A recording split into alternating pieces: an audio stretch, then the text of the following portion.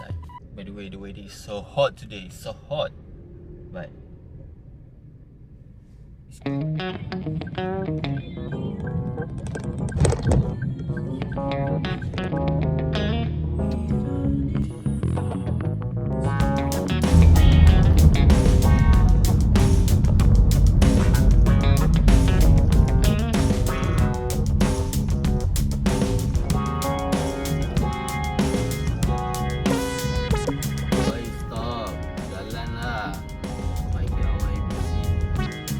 damn, aku rasa macam selalu orang pakai iPad camera key.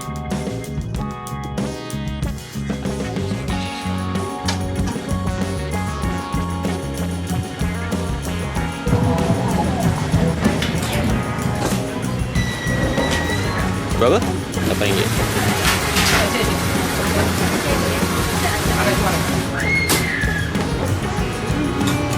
Kenapa?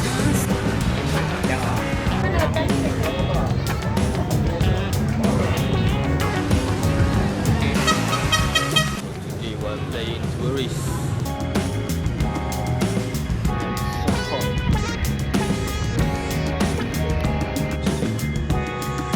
Dulu kan masa lepas habis SPM aku pernah ambil gambar kat sini.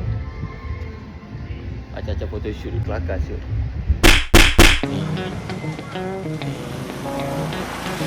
Sini dulu tempat yang paling ramai orang datang ambil gambar. Masa zaman sekolah lah, nak tak kira dah. Sekarang tak buat background ni. Kalau dulu IG story punya, IG story pula, Instagram punya profile, lepas tu post Facebook semua kat sini. Aku tak lah, aku tak buat.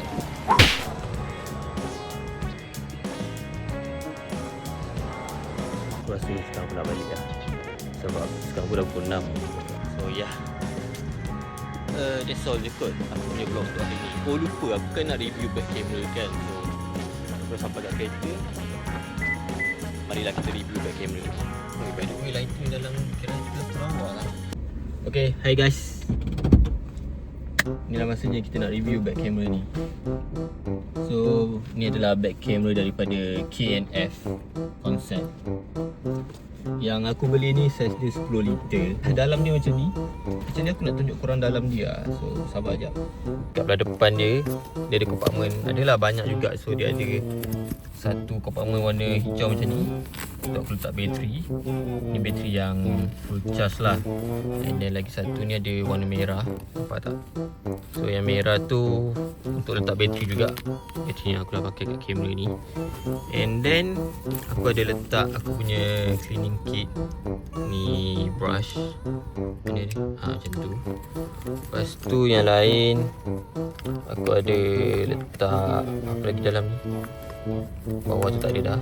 And then ada ND filter. So aku tak pasang kat kamera tu. Lepas tu dekat sini ada satu kompartmen lagi. Dekat sini fokus lah. Dekat dalam ni aku letak aku punya ni, apa ni, dead cat. And then ada kabel also ni aku punya flash punya filter kan. Flash punya apa tu, alamak jatuh pula. Sabar jap. So aku buat macam ni lah, senang So ni flash punya filter lah. Apa benda tak, aku tak tahu. Apa ni, dia filter je. So dekat situ. And then dia ada zip. Nampak tak? Sini bahagian zip ni. Kat dalam ni tu dia ada satu zip kat sini. So dekat dalam zip ni aku letak SD card. Ada SD card dengan aku punya kabel type C. Lepas tu aku punya SD card adapter. So ni aku beli dekat Apple, type C tu SD card punya. And then supposed to be